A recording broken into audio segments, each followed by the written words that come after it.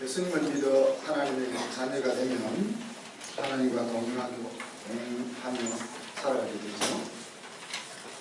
우리가 이렇게 하나님과 함께 살아가면 하나님의 나라의 문화가 만들어지게 됩니다. 세상 나라에서는 참된 만족과 평안과 안식이 없고 하나님 나라에서만 진정한 샬롬이 누려질 수 있다. 그렇게 했습니다. 그래서 지난주에는 하나님 나라 문화 가운데 배려하는 삶을 우리가 배웠습니다. 절친의 입장에서 어떻게 생각할 것이냐 하는 것이 배려라고 했습니다. 하나님이 우리의 일생 동안 우리를 그렇게 대우해 주셨습니다. 그리고 우리도 그렇게 하기를 원하시죠. 그래서 우리는 지난주 두 가지 결심을 했습니다. 우리 가족을 배려하자 하는 것과 또 하나님을 대신해서 의지할 데가 없는 사람들을 힘이 닿는 데까지 도와주는 삶을 통해서 무엇을 하든지 잘 되는 인생을 한번 경험해보자 하는 것을 우리가 생각해 보았습니다. 지난 한 주 동안 각 가정에 달라진 것들이 좀 있었습니까?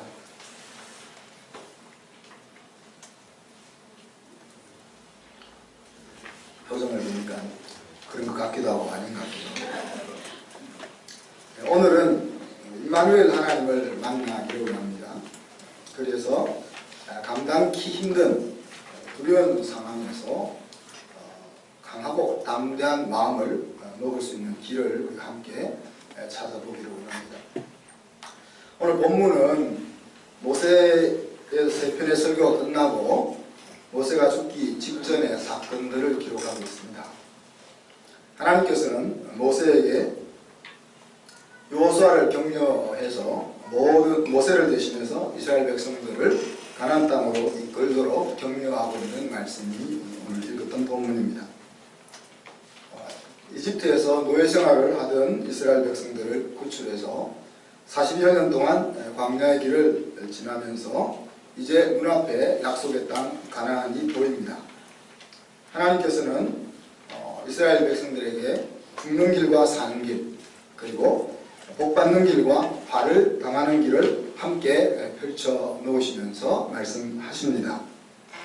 그리고 어떻게 그 길로 걸어갈 수 있는지, 너희들이 어떻게 생명의 길로, 복을 받는 길로 갈 수 있을 것인지, 아니면 죽는 길로 발을 당하는 길로 걸어갈 수 있는 것인지 하는 것들을 설명하셨습니다. 그리고는 하나님을 사랑하고 말씀을 순종하면 생명과 복을 얻는 길이니까 그 길로 들어올 것을 당부하셨습니다. 그리고 나서 이제 오늘 본문이 시작되는 거죠. 모세가 온 백성들을 불러 모았습니다. 불러 모아서 한 말이 하나님께서 여호수아를 통해서 일하실 것이다. 그렇게 알려줍니다. 그리고 다시 백성들 앞에서 여호수아를 불러 세워놓고 여호수아에게 똑같은 말을 하는 거죠. 내가 여호수아를 세워서 약속의 땅을 너희들에게 줄 것인데 그렇기 때문에 너희는 두려워하거나 머뭇거리지 말고 마음을 강하게 하고 담대히 하라 그렇게 이야기하셨습니다. 그리고 여호수아를 불러서도 백성들 앞에서 동일하게 이야기하죠. 내가 너를 세워서 약속의 땅을 취하게 할 것인데 너는 백성들로 하여금 마음을 강하게 먹고 두려워하지 말고 주어진 사명을 감당할 수 있도록 이끌어라 그렇게 말씀하십니다. 핵심 메시지는 그러니까 두려워하지 말고 떨지 말고 강하고 담대하라 하는 것이죠. 그럴 수 있는 이유를 하나님은 내가 너희보다 먼저 가나안 땅으로 들어갈 것이고 또 내가 너희와 함께할 것이기 때문이다 라고 설명을 해주었습니다. 묵상설교를 좀 다르게 보면은 오늘 본문 속에서 하나님이 하실 일, 하나님이 약속이 뭔지를 한번 찾아봅시다. 3절에 보니까 하나님 여호와께서 너보다 먼저 건너가사 이 민족들을 내 앞에서 멸하시고 내가 그 땅을 차지하게 할 것이다. 그렇게 얘기했습니다. 하나님이 먼저 들어가셔서 하나님이 이스라엘 백성들과 여호수아에게 사명을 주시는데 사명을 주시고는 당신이 먼저 들어가서 그 사명을 이룰 수 있는 길을 닦겠다 하시는 거죠. 두 번째 하나님이 하실 약속은 내 6절에 보면 내 하나님 여호와 그가 너와 함께 가시며 결코 너를 떠나지 아니하시며 버리지 아니하실 것임이라 그렇게 이야기했습니다. 내가 먼저 들어가서 땅을 차지할 준비를 할 것뿐만 아니라 너희를 버리지도 않고 떠나지도 않고 항상 함께 할 것이다. 이런 약속을 주고 있는 거죠. 그렇다면 이 약속에 입각해서 이스라엘 백성들이 해야 될 일은 무엇입니까? 5절에 보면 너희는 강하고 담대하라 두려워하지 말라 그들 앞에서 떨지 말라 그랬습니다. 그러니까 마음을 다잡는 것이 이스라엘 백성들이 해야 될 일이었습니다. 그죠? 그리고 8절 하반절에 보면 맹세하신 땅에 들어가서 백성들이 그 땅을 차지하도록 여호수아 너가 이끌어야 한다 그랬습니다. 그러니까 내가 모든 것을 약속했지만 그것을 죽는 것은 그것을 취하는 것은 뭐다 그런 이야기입니다. 백성들이 해야 될 일은 하나님 주신 것을 거두는 수고를 해야 한다는 이야기입니다. 이런 일을 위해서 하나님 주신 대책은 내가 먼저 들어갈 것이고 내가 수고하는 현장에 내가 항상 함께 하실 것이다 하는 이야기였습니다. 여러분, 하나님이 함께 하신다는 것은 얼마나 중요한 일인지 모릅니다. 많은 경우에 우리는 하나님이 나에게 내 기도를 응답해 주실 것을 기도하기도 하고 하나님이 나에게 형통한 길을 예비해 주실 것을 바라기도 하고 하나님이 나에게 큰 능력과 지혜를 주실 것을 기대합니다. 중요한 일들이죠. 그러나 더 중요한 일은 그 모든 것을 주실 수 있는 하나님 자신이 나와 함께 하는 것입니다. 만약 하나님이 나와 함께 하신다면 앞에 언급했던 것들은 요구할 필요도 없는 것들이다 하는 이야기죠. 남편이 아내에게 기념일날 멋있는 옷을 사준다든지 또 내가 갖고 싶어하는 가방을 사준다든지 그러면 아내들은 어떻게 반응합니까? 최대 집사님 그런 거 받아본 적 없어요? 그래서 그럼 어떻게 반응하셨어요? 고마워. 아주 지혜로우신 것 같아요. 어떤 사람은 그 선물이 너무 좋아가지고 선물만 만지작거릴 수 있는 거죠. 선물이 아무리 값비싸고 좋은 것이라 할지라도 사실 선물을 준 그 사람만 있으면 앞으로 수없이 많은 선물을 뽑아먹을 수 있는 거죠. 어리석은 사람은 선물만 좋아하는 거죠. 하나님이 함께하는 것이 그렇게 중요하다는 이야기입니다. 하나님께서 친구처럼 대하는 사람이 있죠. 누굽니까?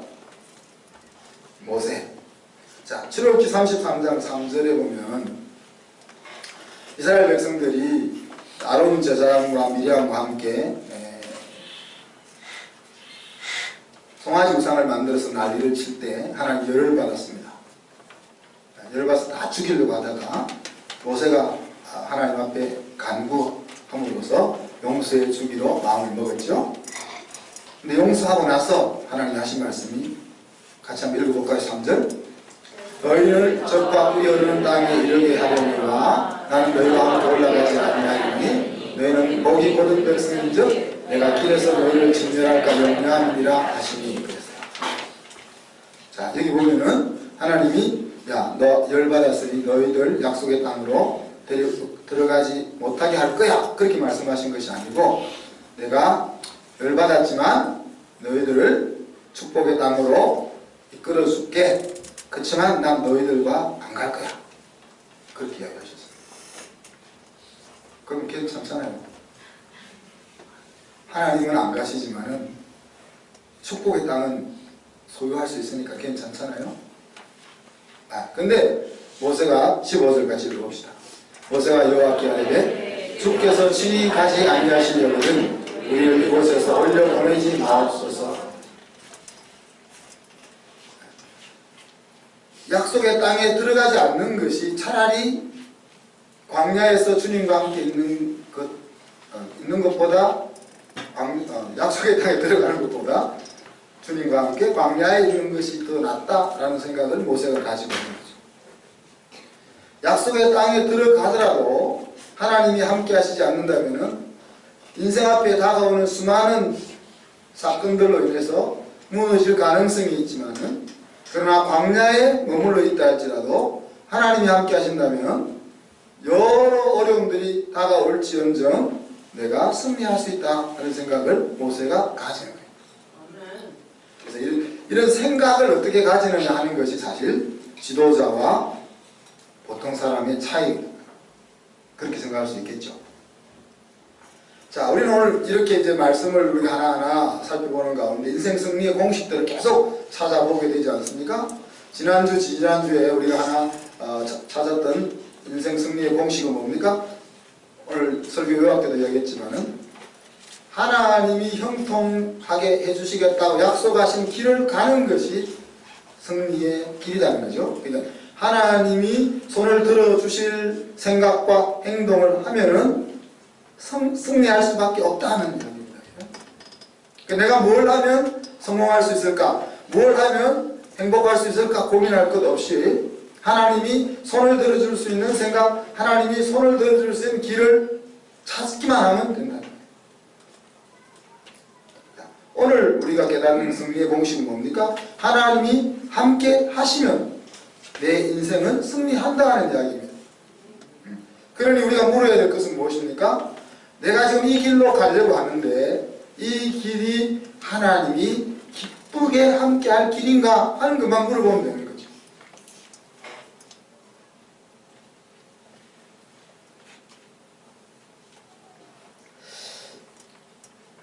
하나님이 우리에게 약속하시는 승리의 길은 아주 간단하고 단순한데 우리는 지혜로웠고 똑똑해서 너무 복잡한 생각들을 많이 가지고 있는 것 같아요.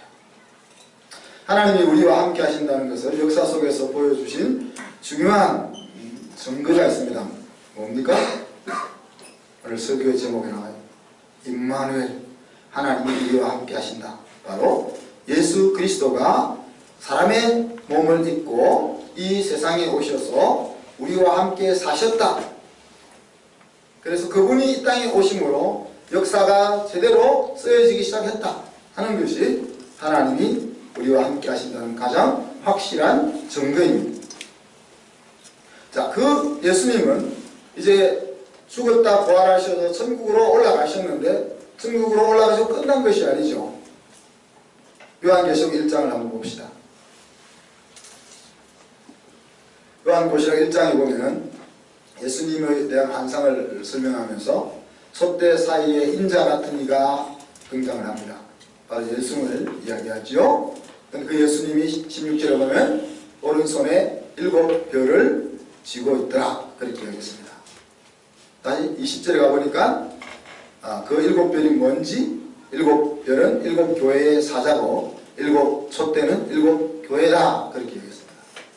자, 그러니 예수님이 죽음에서 부활하셔서 하나님 곁으로 올라가시고 이제 너희들이 알아서 살아 이게 아니고 예수님이 지금도 여전히 교회 속에 운행하시면서 교회의 주인이 되시고 또 교회의 지도자들을 붙잡아서 그 지도자들이 성도들을 바로 이끌어가게 일하고 계시는 분이다 하는 것을 우리가 볼 수 있는 거죠.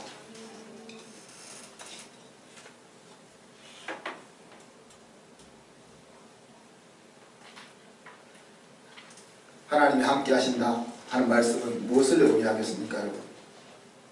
하나님이 함께 하신다 하는 것은 내 인생의 가장 강력한 배경이 예수 하나님이다. 그런 이야기입니다.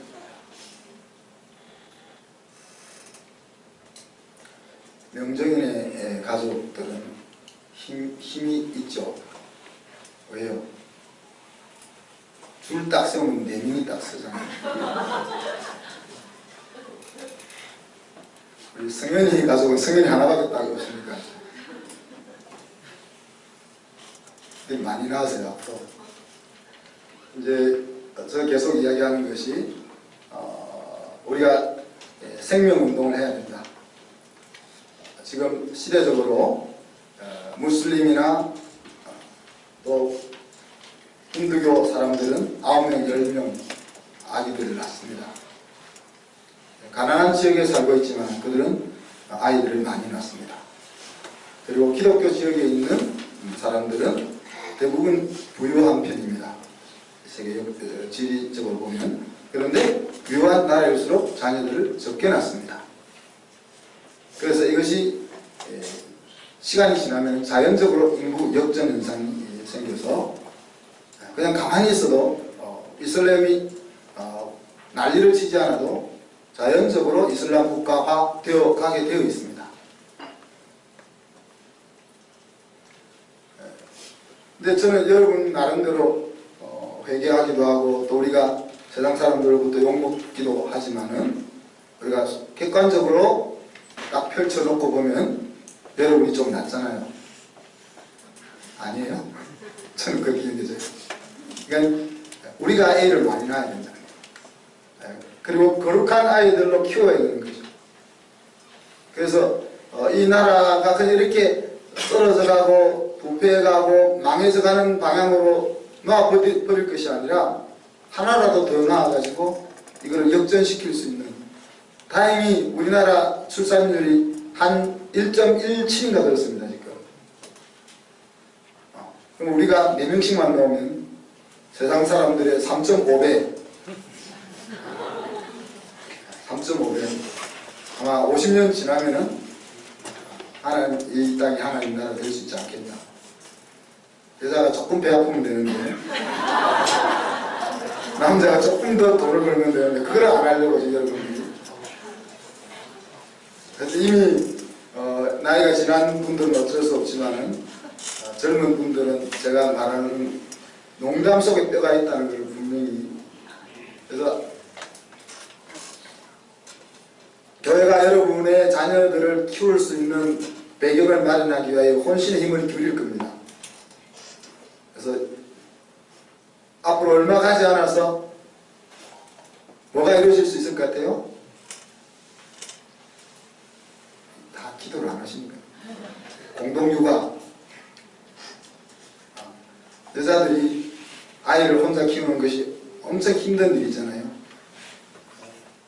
한 12년 동안 아이와 함께 실험하는 것 때문에 많은 경우 여자들이 우울증을 맞이하게 되잖아요. 그래서 그런 걸 방지하기 위해서 무조건 애가 움직일 수만 있으면 데리고 교회로 오면은 교회 속에서 함께 키울 수 있는 북한 같은 그런 타가는 아니고요.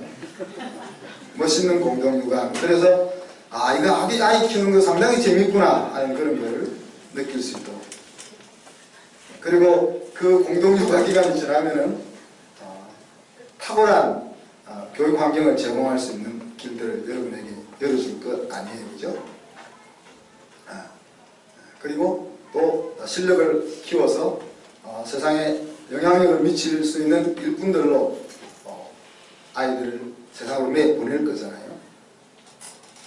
그러다가 힘이 없어지면 마지막 죽을 때까지 일할 수 있도록 우리가 실버타운을 만들 거예요.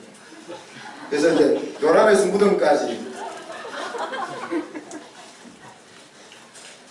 이제 여러분이 꼭 사라처럼 웃는데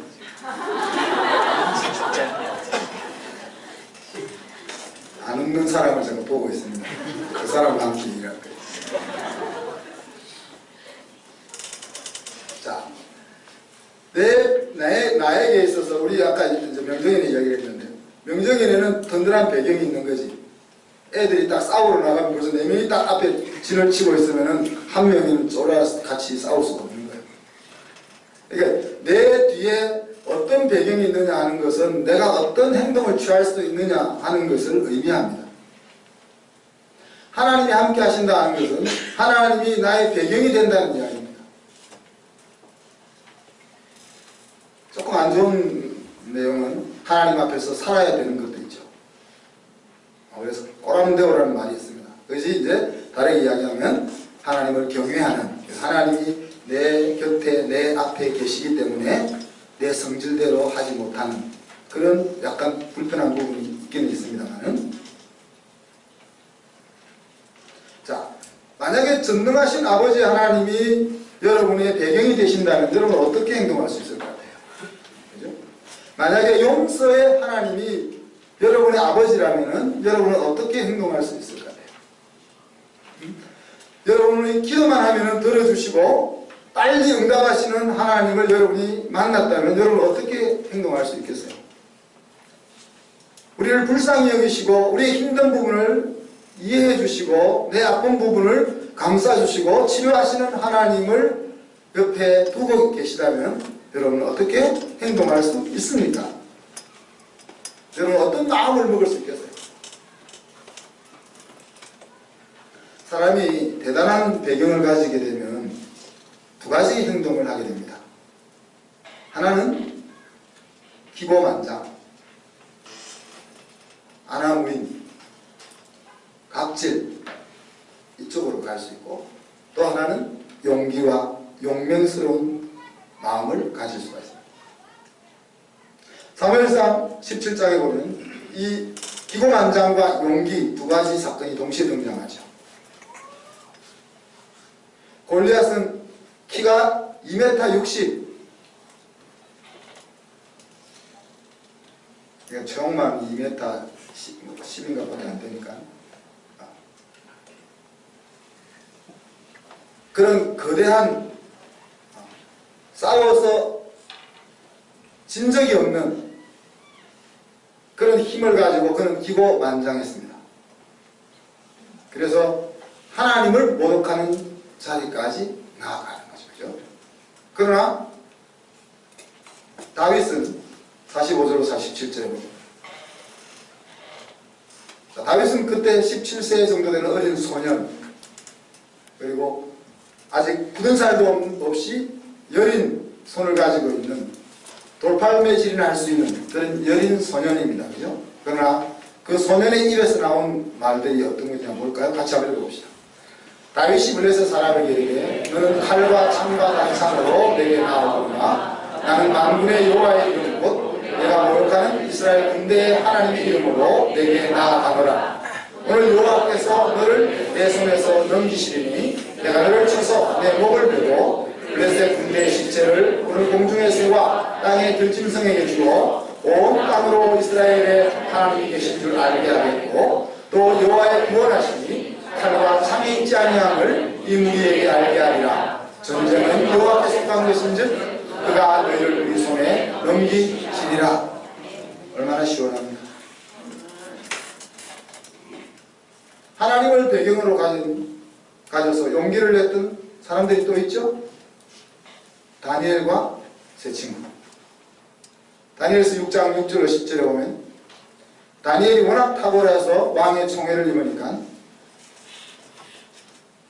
바벨론 신하들이 다니엘을 무너뜨리려고 고소할 거리를 찾았지만 찾을 수가 없었잖아요. 그래서 함정을 하나 만들어서, 그죠? 함정을 하나 만들어서 3일 동안은 어떤 곳을 향해서도 기도하지 못하게 하는, 만약 기도하면 어떻게 된다고요? 사자굴에 던지는 그런 조서를 만들게 하고 법령을 만들어 가지고 왕의 도장을 딱 받은 거죠. 자, 그런데 다니엘은 이 사실을 알고도 뭐라고 했습니까?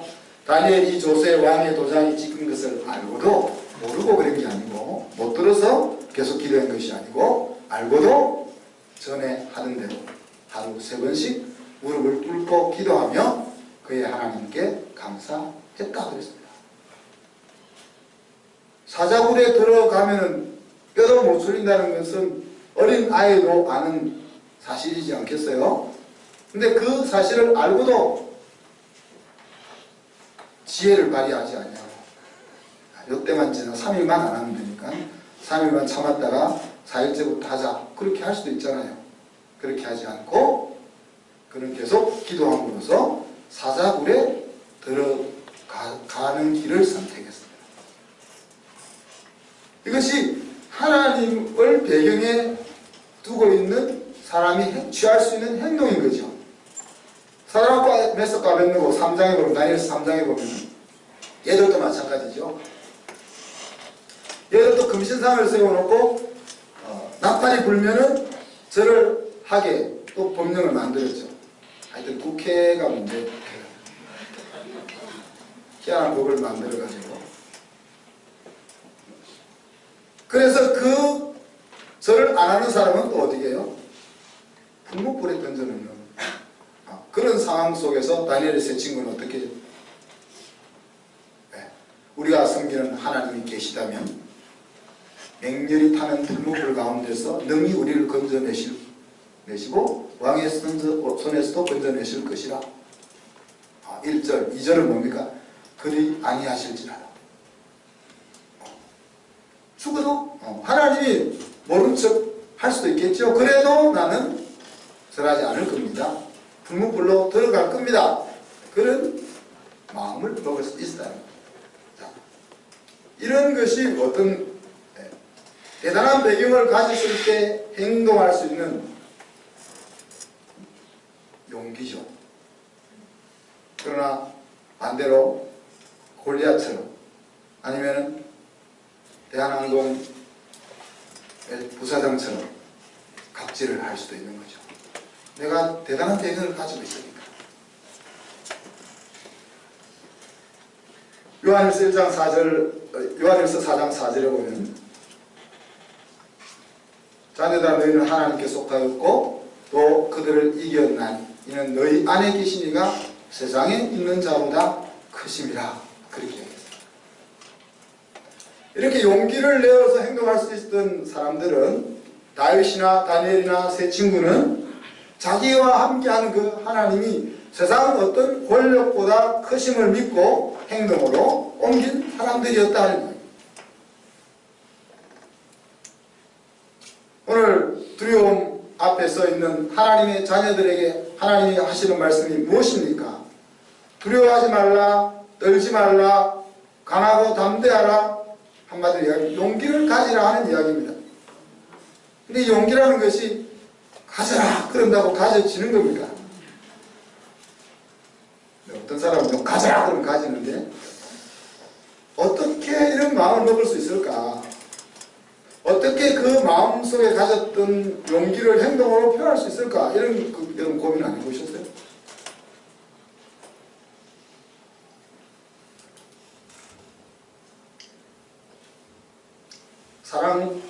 사랑하는 느낌이 어떤지 여러분 설명할 수 있습니까? 잘 설명을 못하니까 성경은 사랑하면 어떻게 행동하는 거야? 그렇게 이야기하죠. 그래서 고린도서 13장에 보면 사랑하면 참아주는 거야. 사랑하면 그 사람이 잘 되기를 빌어주는 거야.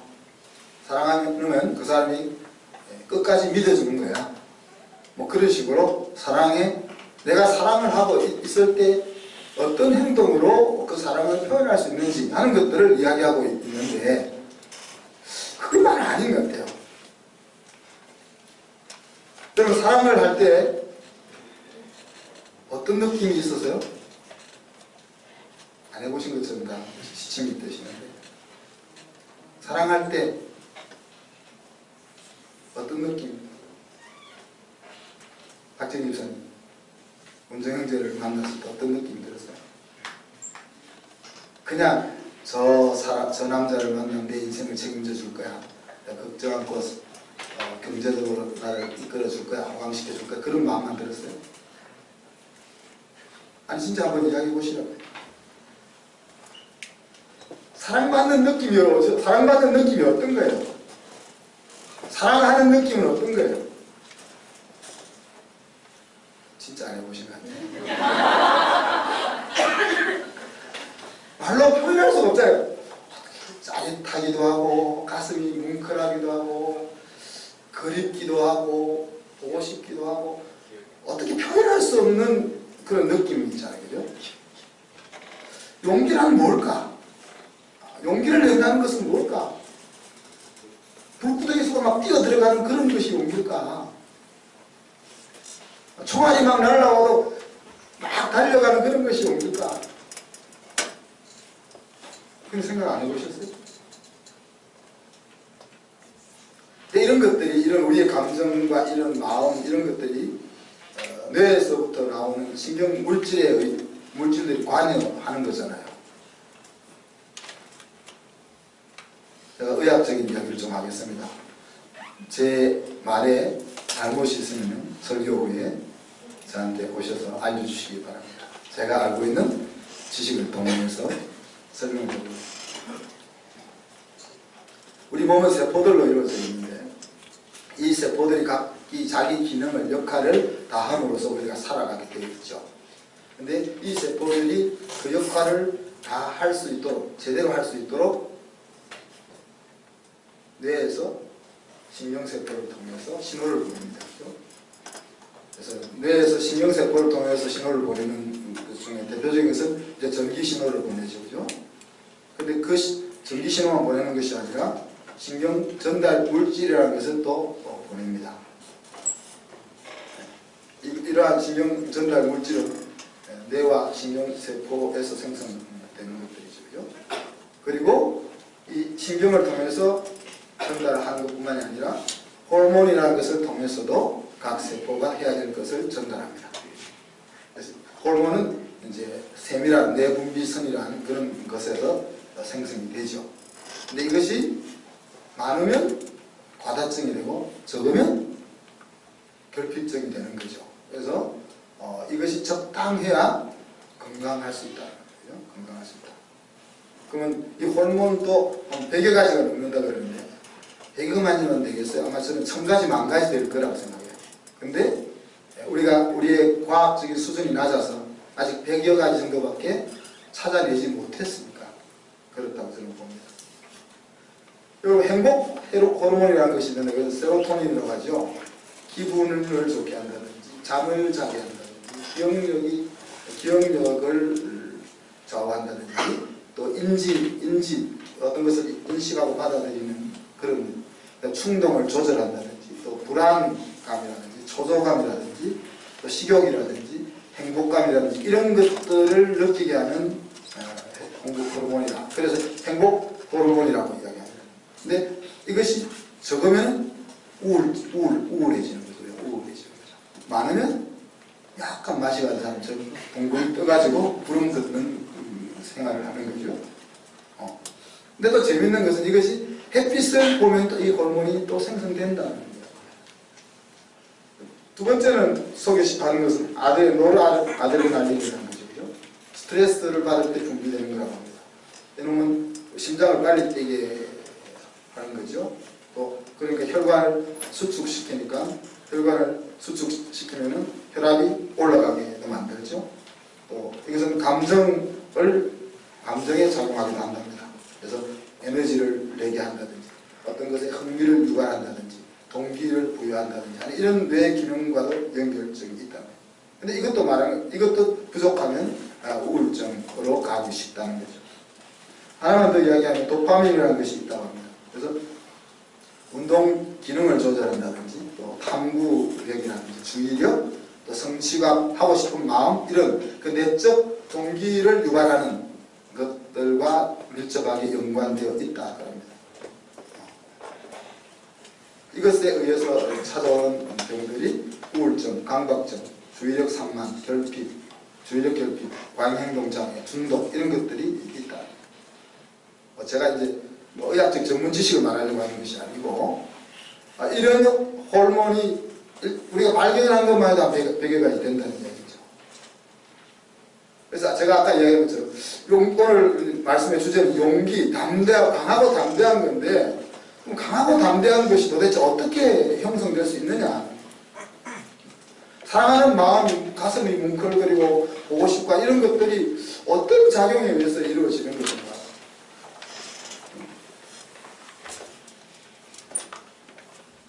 제가 그런 걸 알면은 노벨상을 받았겠죠.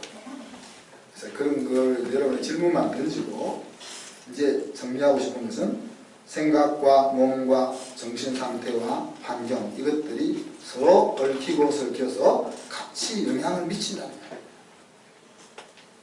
자, 내가 하기 싫다는 생각이 딱 들어오면 우리 요셉이는 배가 아프잖아요. 딱 내일 단어 시험 치는데 딱 하기 싫다는 생각이 들으면 엄마 야 거짓말 하지 마요. 진짜 배가 아픈 거죠.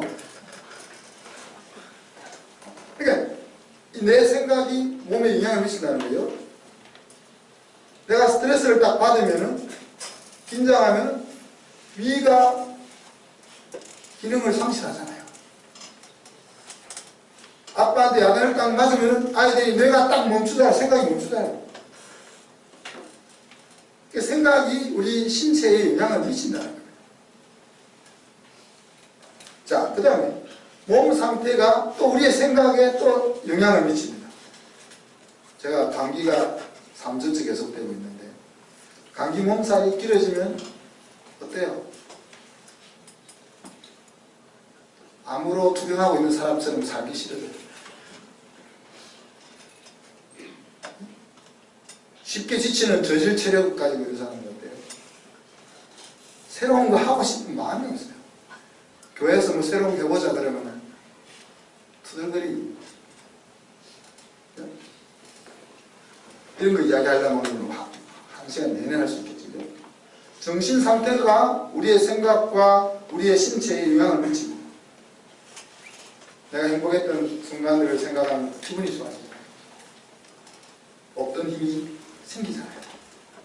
상처받았던 때를 생각하면 열이 확 나잖아요. 속이 털리잖아요. 힘든 과업을 하나님의 은혜로 성취했던 그때를 생각하면 또 할 수 있을 것 같은 생각이 들잖아요. 하는 일마다 실패했던 것들을 생각하면 어때요? 다시 하고 싶은 생각이 안 들잖아요. 환경이 또한 생각과 몸에 영향을 미칩니다. 햇빛을 받으면 우리가 기분이 좋아지죠. 밝은 벽지를 집에 붙이면 마음이 밝아집니다. 아름다운 경치를 보면 기분이 상쾌해지죠. 좋아하는 사람들과 함께 밥을 먹으면 신이 납니다.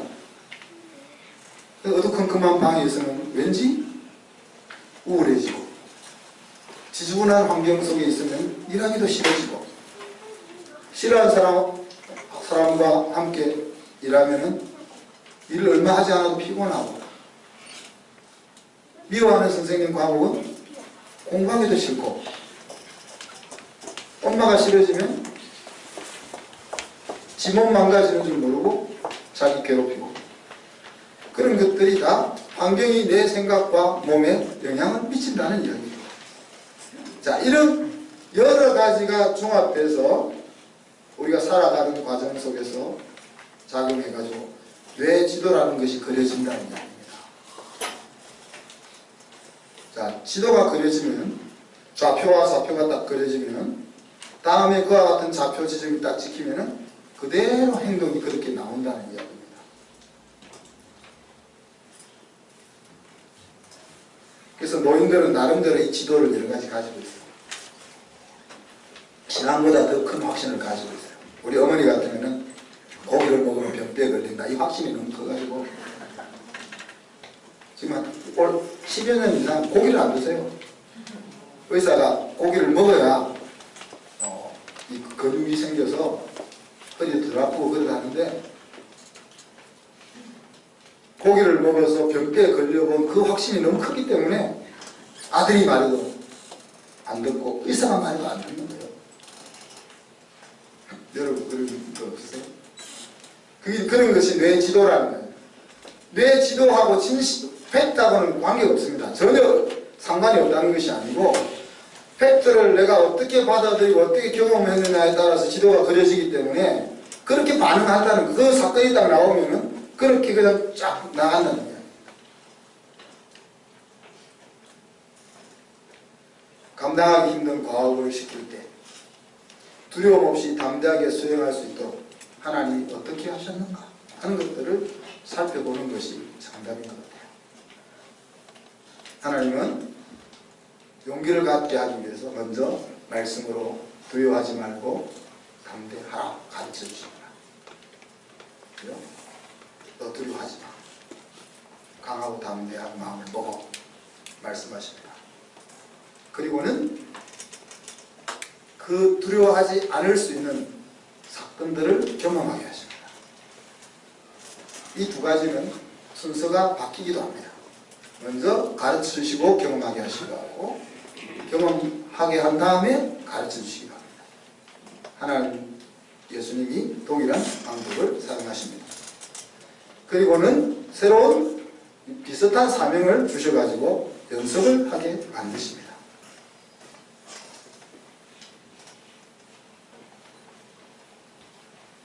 그리고 성령으로 계속 함께 하시면서 보호하시고 인도하시고 환경을 만드시고 감당하게 해주시고 안되면 피할 길을 주십니다. 이렇게 해서 우리가 믿음의 행동을 할 수 있는 영혼의 뇌 지도를 하나님이 우리 속에 그리십니다. 이 영혼의 뇌 지도가 그려지는 것을 다르게 표현하면 믿음의 영역이 확보되는 것이다. 그렇게 말씀합니다. 자, 여러분이 미세먼지가 있다고 해서 교회 안 나오겠어요? 비가 온다고 해서 교회 안 나오겠어요? 물론 이제 고급 신발을 사서 나올 수도 있겠지만 감기 걸렸다고 해서 교회 안 나오겠어요? 주일이 되면 예배드리러 가야 된다는 것이 뇌 지도에 딱 영혼의 뇌 지도에 그려져 있는 거예요. 그러니까 주일이 되면 그냥 뭐 은혜 받기 위해서 나오는 게 아니라 그냥 자동으로 나오는 거죠.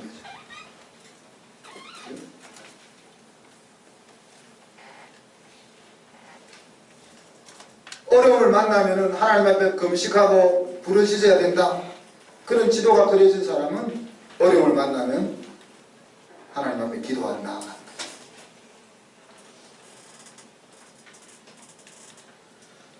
오늘 우리 본문 속에서 일반적인 진리들을 몇 가지 찾았지 않습니까? 하나님은 자기 자녀를 결코 떠나지 않고 버리지 않고 함께 하신다. 하나님이 우리에게 사명을 주신다면 그 사명을 순종하는 자녀를 위해서 앞서 가시고 함께 일하신다.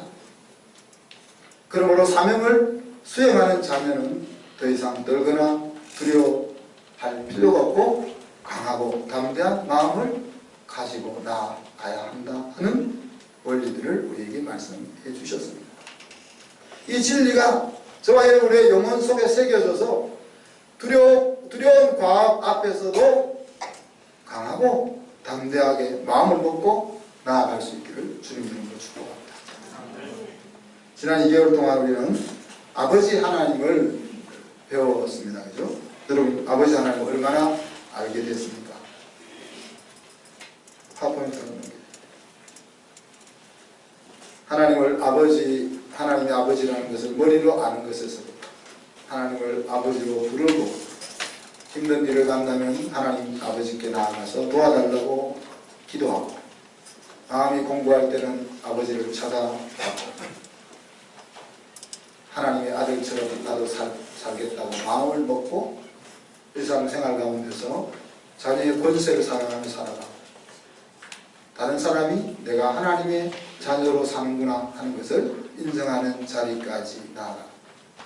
여러분은 하나님 아버지를 어느 정도까지 지금 어느 정도 아는 자리까지 나아가 있습니다.